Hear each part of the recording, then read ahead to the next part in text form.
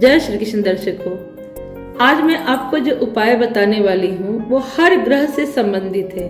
जैसे विष्णु सहस्त्र नाम, तो विष्णु सहस्त्र नाम का पाठ कब करना चाहिए, क्यों करना चाहिए, मैंने एक वीडियो में डाला है। पर एक मैं आपको आज उपाय बताने जा रही हूँ कि विष्णु सहस्त्र नाम यानी कि गुरुवार के दिन से उपाय करना है। सबसे पहले इस उपाय में एक चीज चाहिए, एक है आपका पीला धागा, दूसरा है एक नारियल और तीसरा है कलश। ये गुरुवार के दिन ये उपाय शुरू करना है और सबसे पहले और उसमें एक विष्णु सहस्त्र नाम पुस्तक भी होना चाहिए। आप अपने घर में एक ही जगह कहीं पर अच्छे से कोई लकड़ी बिछाकर, तख्त बिछाकर कलश रख लें। कलश में आप सुपारी डाल सकते हैं, सिक्का डाल सकते हैं, आम के पत्ते से उसे सजा सकते हैं। उसके ऊपर एक नारियल रखना है। नारियल का मुंह का जो भाग है वो पूर्व की तरफ होगा और जिसके पीछे का भाग है वो पश्चिम की तरफ होगा। और नारियल रखते समय उसमें एक पीला कपड़ा लपेट लेना है और कलश पर रख देना है। इसके बाद एक पीला धागा चाहिए। पीला धागा आप अपने हाथ के बराबर, जैसे कि ये आपका इसमें बांधने के लिए आ जाए, आप इतना बड़ा अपने मर्जी से रख सकते हैं और अपना नाम गोत्र बोलकर संकल्प लेना है कि हे भगवान, मैं विष्णु सहस्त्र नाम का पाठ करने जा रही हूँ। मेरा ये मनोकामना है और इसमें कुछ नियम है।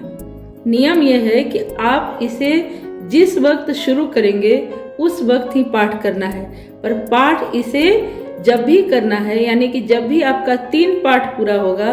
जैसे आपने शुरू किया, आज आपने 1000 पाठ किया, कल किया, परसों किया, तो हर 3 पाठ के बाद आपको उस पीला धागा में एक गांठ लगा देना है। और जब तक आपका ये 3 पाठ पूरा नहीं होता है तब तक इसमें गांठ लगाते जाना है। और यह पाठ 21 पाठ होना चाहिए, यानी कि विष्णु सहस्त्र नाम अगर 1000 नाम है तो कम से कम 21,000, ये 7 में 3 से अगर हम गुना करेंगे तो वो 21,000 हो जाएगा। यानी कि 3 पाठ के बाद एक गांठ लगा देना। ऐसा हमें 7 पाठ करना है।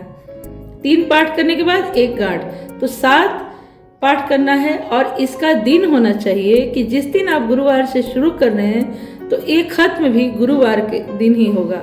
जिस दिन ये गुरुवार को खत्म होगा उस दिन भगवान के 1000 नाम से ही हमें हवन करना है। हवन की थोड़ी व्यवस्था हमें करनी होगी। ये हम नहीं कर सकते हैं कि हवन की सामग्री नहीं है, या जो भी है हवन की सामग्री करनी है।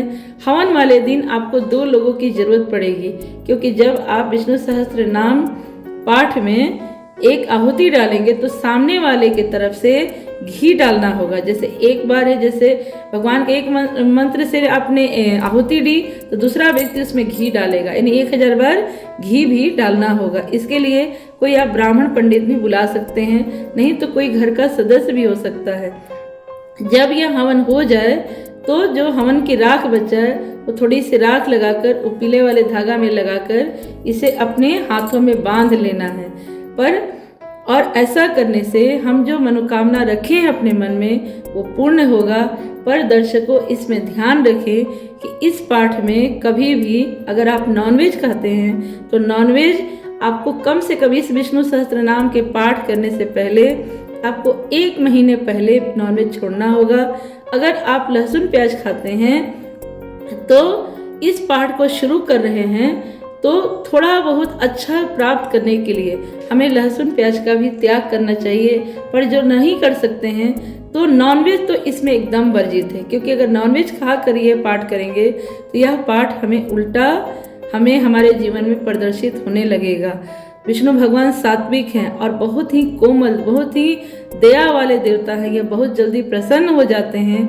तो आप देखेंगे कि आप डजंट मैटर कि आपके जीवन में क्या परेशानी है, आपका लाइफ अच्छा नहीं चल पा रहा है, आपको रोग परेशान कर रहा है, आप मानसिक स्थिति में से गुजर रहे हैं, या आपका प्रमोशन रुक गया है, या आपका स्वास्थ्य अच्छा नहीं है, या पति पत्नी में नहीं बन पा रहा है, या जन्म कुंडली में 6ठे, 8वें और 12वें जब बृहस्पति चला जाता है तो भी इसका पाठ करते हैं। यह भी कहा जाता है कि अगर हमारी जन्म कुंडली में बुध ग्रह खराब हो तो भी इसका पाठ बहुत ही फलदायी है, क्योंकि यह हमारे जन्म कुंडली के कुंडलिनी को भी जागृत करता है। आपकी मानसिक शांति बढ़ने लगेगी, आप दिन पर दिन दुगनी चौगनी उन्नति करने लगेंगे।